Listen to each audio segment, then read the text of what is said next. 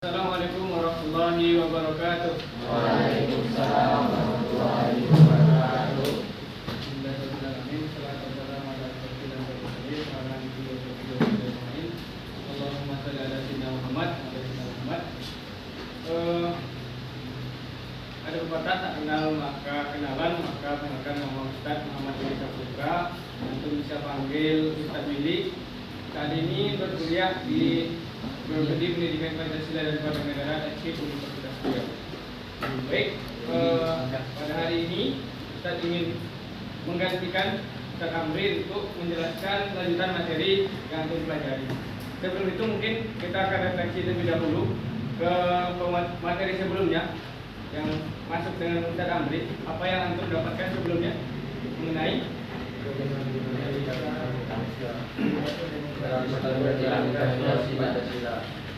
satu orang bisa katakan satu orang yang menjawab. Iwan untuk Dinamika penerapan demokrasi Pancasila. dinamika yang sebelumnya Sistem dan dinamika demokrasi Pancasila. Sistem dan dinamika demokrasi Pancasila. Nah, berarti sudah dibahas kan mengenai demokrasi. Jadi, apa itu demokrasi? Ada buku catatannya?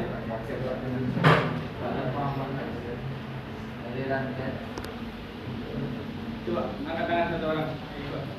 Siapa yang bisa menjawab apa itu demokrasi?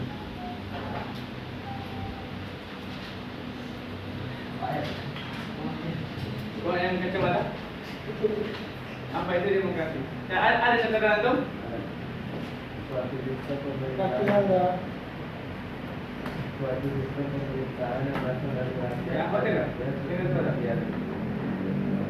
Apa tadi? Suatu sistem pemerintahan yang berasal dari rakyat, oleh rakyat dan untuk rakyat. Oke. Demokrasi adalah suatu pemerintahan yang berasal dari rakyat, oleh rakyat dan untuk rakyat. Itu menurut salah satu ahli yang bernama Abraham. Orang mana itu? Orang Magina. Baik, lanjut. Kita masuk kepada dinamika penerapan demokrasi Pancasila.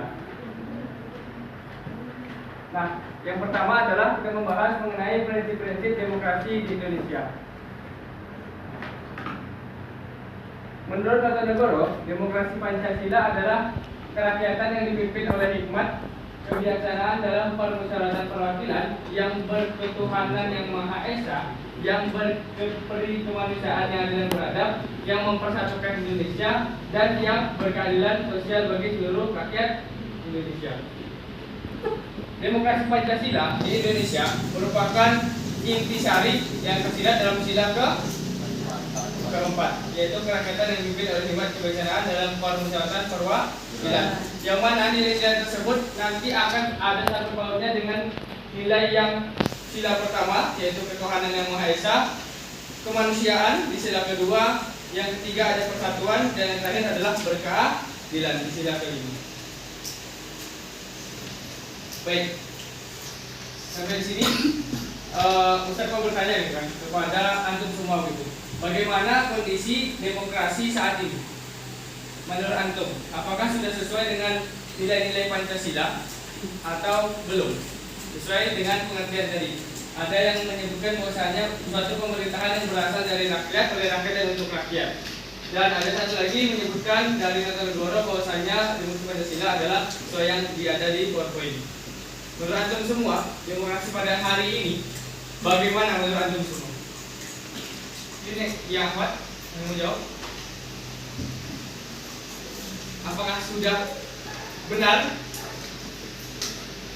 demokrasi dijalankan di Indonesia atau belum?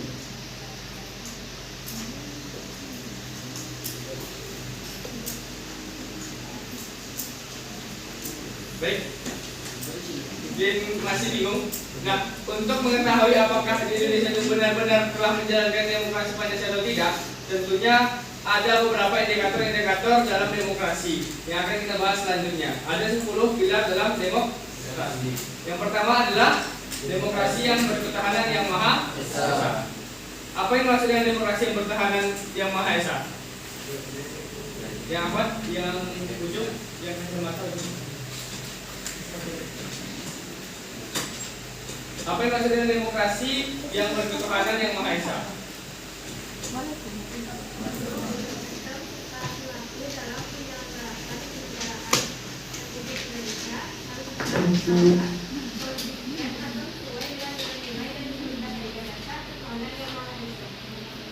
Baik. Demokrasi yang berketahanan yang maha esa adalah demokrasi yang mana di dalam menjalankan proses demokrasi itu harus sesuai dengan nilai-nilai ketuhanan. Nah, seperti itu. Dan nilai-nilai kebaikan yang diajarkan oleh seluruh agama yang diakui di Indonesia, terutama agama Islam. Selanjutnya demokrasi dengan kecerdasan.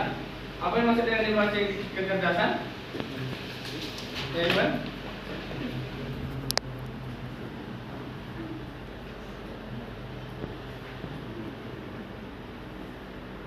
Demokrasi dengan kecerdasan. Ada yang bisa jawab? Ada yang bisa bantu, Iwan? Ada yang bisa bantu?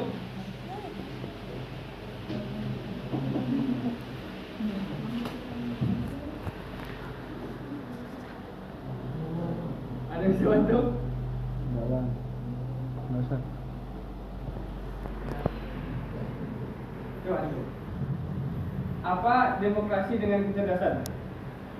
Apa yang maksud dengan demokrasi dengan kecerdasan? Mengatur dan menyelenggarakan demokrasi untuk Undang-Undang Dasar Negara Republik Indonesia tahun 1945. Itu bukan dengan kekuatan naluri, kekuatan otot atau kekuatan massa semata-mata. Pelaksanaan demokrasi itu justru lebih menuntut dengan kecerdasan rohaniah, kecerdasan akliah, kecerdasan rasional, kecerdasan emosional. Nah, dalam demokrasi khusus itu tidak hanya berdasarkan kekuatan otot, tetapi bagaimana kecerdasan untuk berpikir secara rasional dan juga kecerdasan yang membuat suatu sistem demokrasi itu bisa bermanfaat untuk kemaslahatan umat terutama rakyat. Dan selanjutnya adalah demokrasi yang berkedaulatan rakyat. Sebelum kita beralih ke demokrasi yang berkedaulatan rakyat, maka pertanyaannya adalah apa itu kedaulatan? Atau apa itu daulat? Karena kan sering disebutkan dalam Undang-Undang Dasar 1945 pasal 1 ayat 2 menjelaskan bahwasanya kedaulatan rakyat kedaulatan berada di tangan rakyat dan dijalankan menurut Undang-Undang Dasar. Nah, sebenarnya apa sih kedaulatan rakyat itu?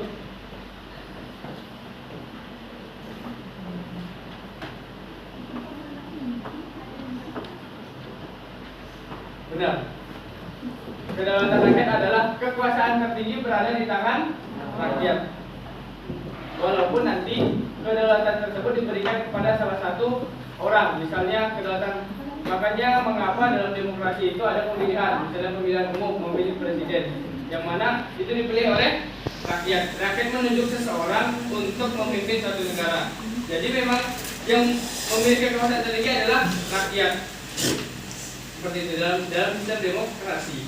Dan selanjutnya ada demokrasi dengan rule of law. Apa yang maksud dengan rule of law?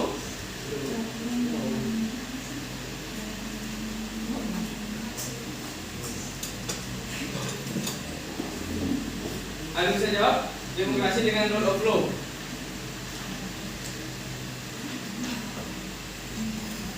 Enggak ada yang bisa jawab? Demokrasi dengan rule of law adalah ya. Ya. Legal truth,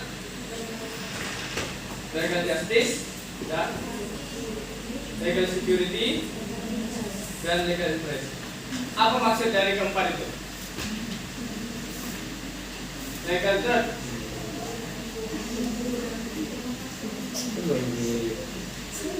Legal truth apa?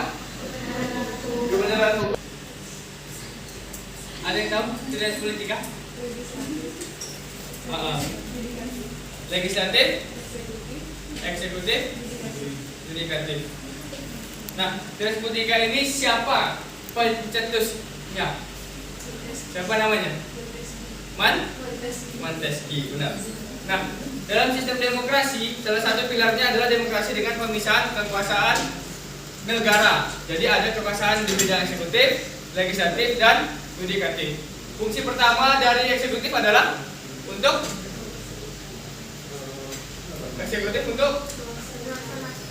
melaksanakan peraturan perundang-undangan.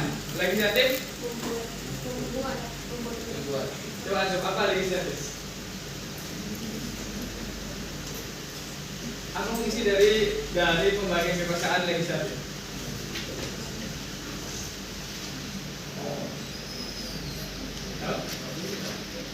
Ada coba tuh? Ini Iqbal? Yang paling pojok?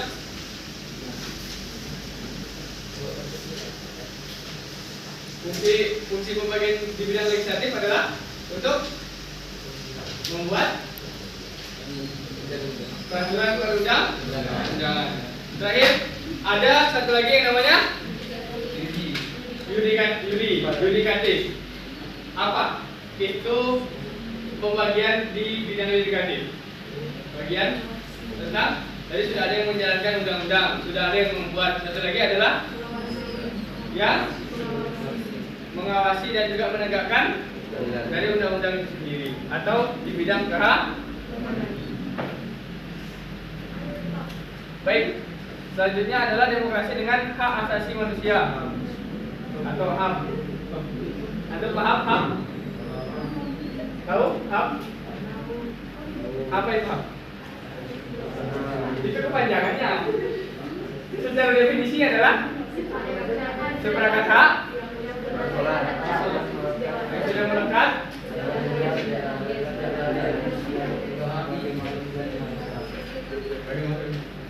Nah, dalam demokrasi juga seperti itu, dijunjung tinggi hak asasi manusia. Jadi setiap orang dalam demokrasi berhak untuk dipilih dan memilih. Jadi antum semua besok kalau misalnya sudah kualifikasinya sesuai dengan syarat-syarat yang ada, maka antum berhak untuk nyalek. Dari partai manapun, mau partai anaknya presiden, mau partainya presiden, bebas. Kecuali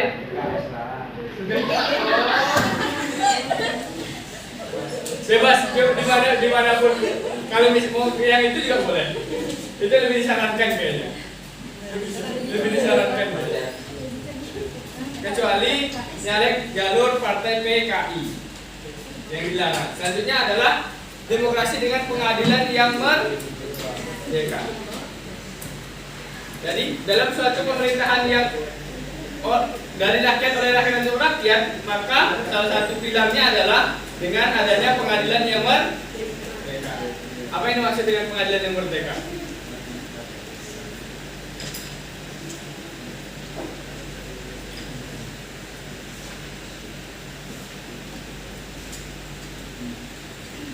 Apa yang dimaksud dengan pengadilan yang merdeka?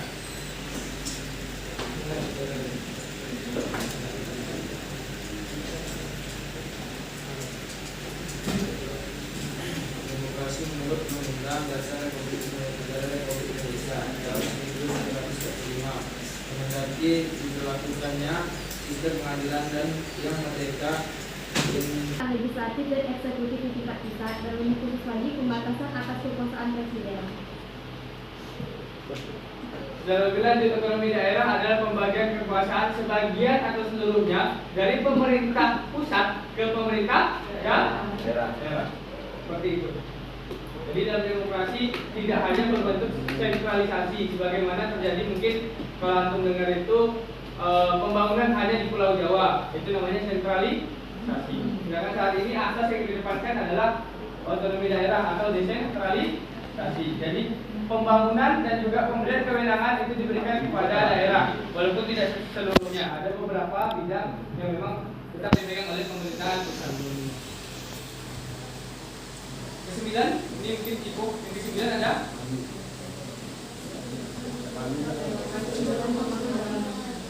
tapi demokrasi dengan kemakmuran. Dan yang terakhir adalah demokrasi dengan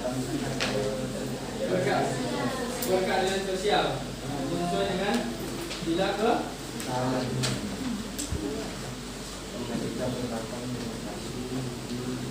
Oke, dan ini tugas untuk antum adalah membuat satu gagasan, satu paragraf atau 1 sampai 2 paragraf mengenai demokrasi yang dijalankan di Indonesia menurut 10 pilar yang kita sudah bahas tadi.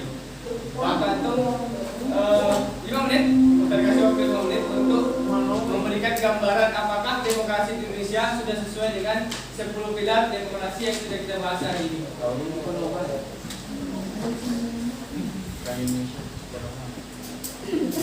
Bisa? Cukup 5 menit? Cukup.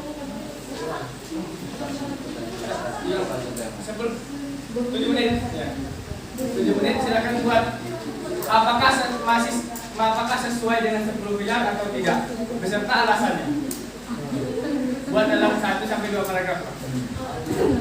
Jadi misalnya sesuai di Indonesia karena di Indonesia sudah diterapkan ini dan beberapa pilar ini sudah dijalankan seperti itu. Tidak sesuai karena di Indonesia tidak dijalankannya pilar ini seperti itu.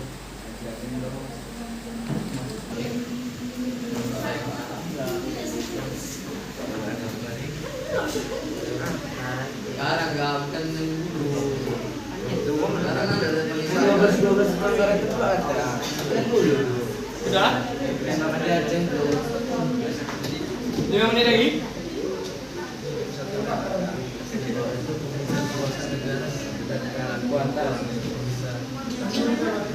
Kekuasaan. Misalnya kekuasaan.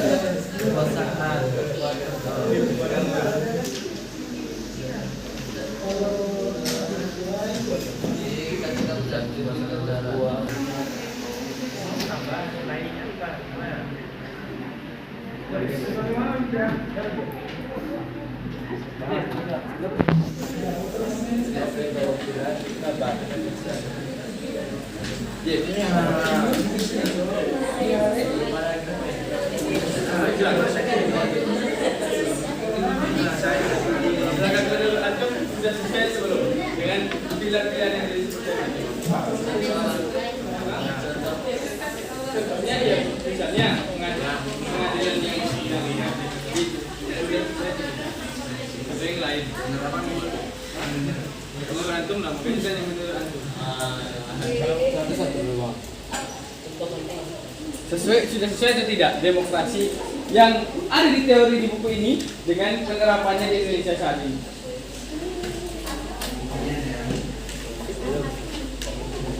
Ya, pokoknya Belum kenapa, sudah kenapa? Kalau saya jawab sudah atau belum, bisa aja. Tapi tentunya ada alasannya.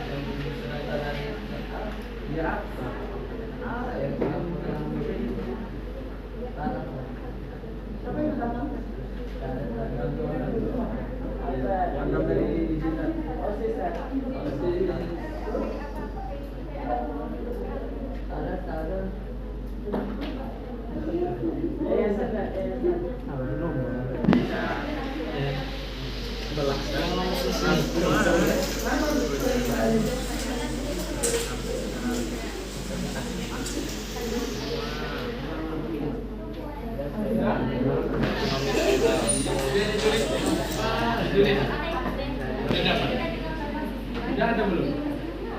Tuh, terus apa? Tidak per pilar, secara umum dari seluruh pilar yang ada itu sudah sesuai atau belum?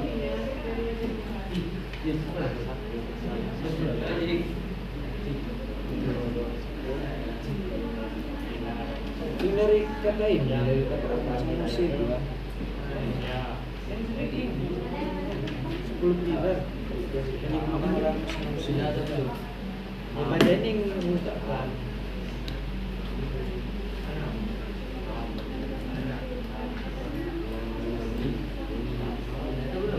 Siapa nama yang udah buka itu? 10 pilar iya masih banyak. Lupa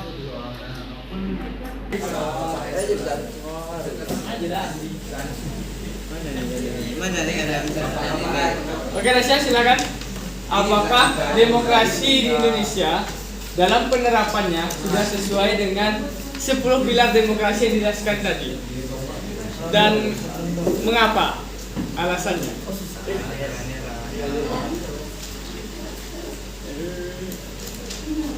Oke, selanjutnya yang awal silakan persiapkan dirinya dua kelompok. Karena yang Iwan lebih sedikitkan daripada yang Ahwat. Satu aja cukup ya. Satu sama satu yang sudah sesuai karena ada beberapa pilar yang belum dilaksanakan dengan penuh. Contoh administrasi pembunuhan yang belum terpecahkan sampai saat ini. Dan dengan salah satu pilar yaitu demokrasi dengan HAM. Oke, baik. Berkaca dari demokrasi dengan hak asasi manusia, bahwasanya di Indonesia belum selesai atau belum clear dalam menerapkan demokrasi. Oke, itu yang satu dari kelasnya. Ahwat, 2 orang. Siapa yang mau? Sudah sesuai pula. Sudah hakikat. Kelompok yang ujung sana, silakan. Dari kami kan ada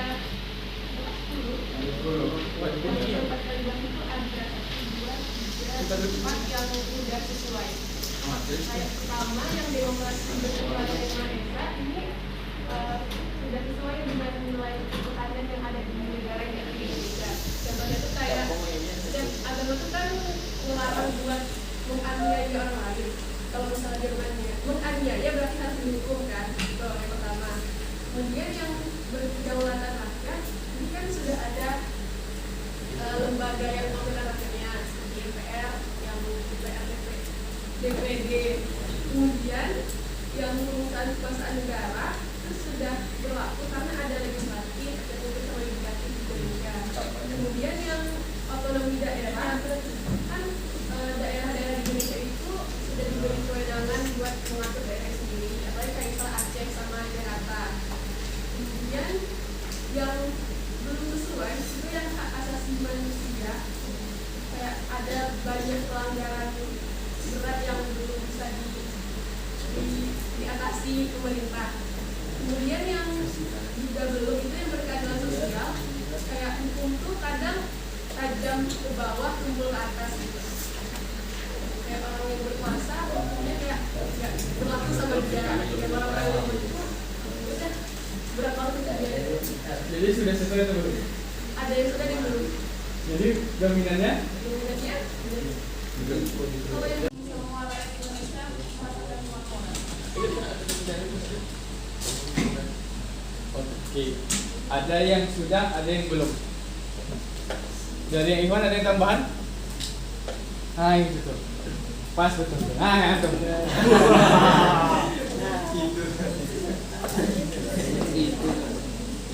Apa jawabannya tadi?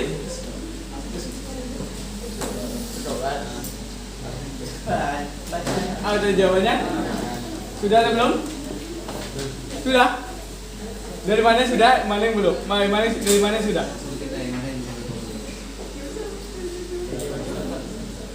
Oke, silakan antum hadap ke depan. Nah, jangan ada kesan.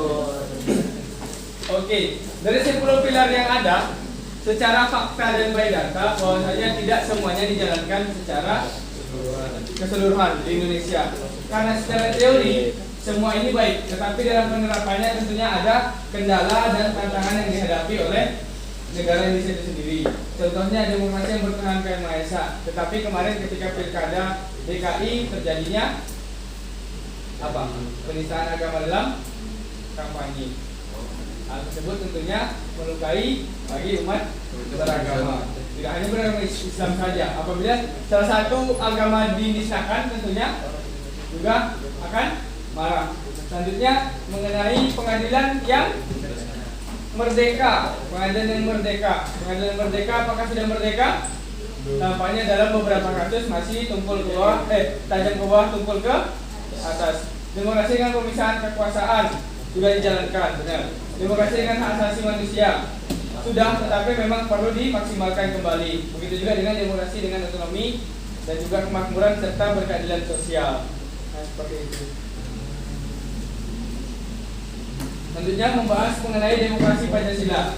Karakter utama dari demokrasi Pancasila yaitu sila keempat, yaitu kerakyatan yang dipimpin oleh hikmat kebijaksanaan dalam permusyawaratan perwakilan.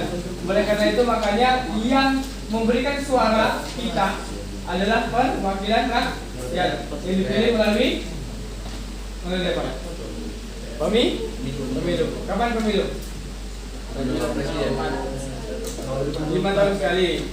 Kapan? Ke depan terdekat. 2024. Benar. Dengan kata lain, demokrasi Pancasila mengandung 3 karakter utama. Yang pertama adalah kerakyatan, yang kedua adalah permusyawaratan, dan satu lagi adalah hikmat kebijaksanaan. Nah, dari dijalankannya demokrasi Pancasila yang tadi ada pilar dan sebagainya, nah ada nilai-nilai moral yang terkandung dari demokrasi Pancasila itu sendiri. Yang pertama adalah persamaan bagi seluruh rakyat Indonesia. Seperti yang saya sampaikan tadi, bahwasanya seluruh rakyat Indonesia berhak untuk dipilih dan memilih. Apabila antum nanti sudah sesuai dengan kualifikasi antum gitu kan, itu berhak untuk mencalonkan diri dan berhak untuk dipilih. Ketika antum nanti sudah mendapatkan KTP juga antum juga sudah berhak untuk memilih. Selanjutnya adalah keseimbangan antara hak dan kewajiban.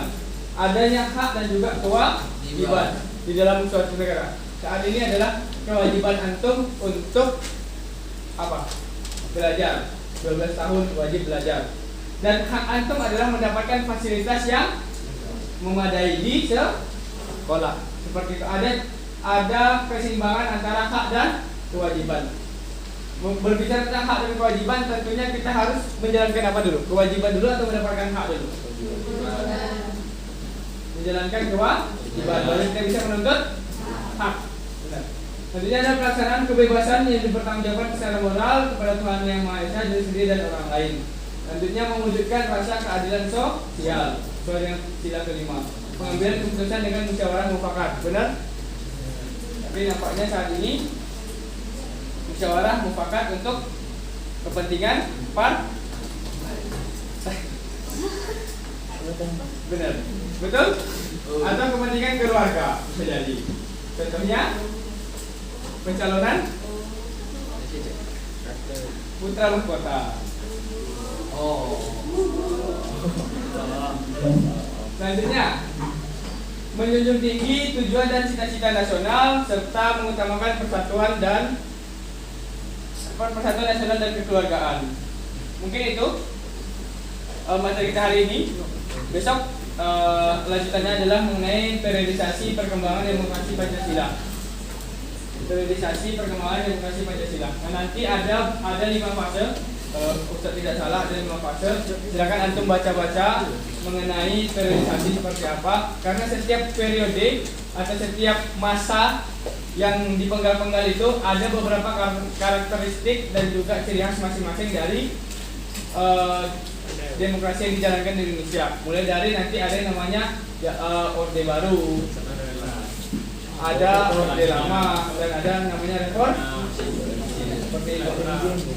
Nanti ada pembahasannya belajar mungkin bersama Ustadz Amri. Sampai sini mungkin ada yang ditanyakan mengenai demokrasi Pancasila, pilar dan sebagainya. Cukup? Ya, Iwan, ada pertanyaan? Ya, Ustaz. Kalau nggak pertanyaan, bisa kita.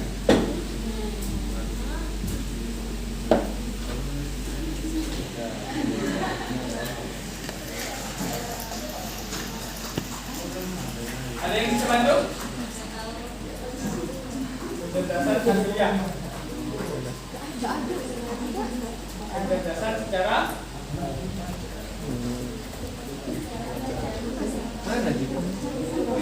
pemikiran atau akal. Jadi dalam demokrasi tidak hanya menggunakan otot, tapi juga berupa akal dan pemikiran. Seperti itu. Misalnya wakil rakyat itu harus dengan kecerdasan dan juga pertimbangan-pertimbangan yang bicara visioner dan keberlanjutan ke depan. Kalau misalnya saya memilih ini dengan 50.000 untuk 5 tahun ke depan, berarti saya hanya mendapatkan 10.000 per tahun. Seperti itu. tapi beliau tidak tahu apa yang beliau dapatkan dan apakah beliau menyuarakan aspirasi rakyat atau tidak. Nah, jadi dalam berdemokrasi harus juga cerdas. Hanya menggunakan otak tapi menggunakan akal dan pikiran. Ada lagi? Cukup? Ini ada yang sudah memilih? Belum? 2004? Sudah mengirim? Silakan gunakan hak suara antum dengan sebaik-baiknya. Karena nanti ada dua momen besar di 2004 yaitu pemilu dan juga pilkada. Mungkin itu yang dapat sampaikan. Maaf bila salah kata dan perbuatan. Assalamualaikum warahmatullahi wabarakatuh. Waalaikumsalam.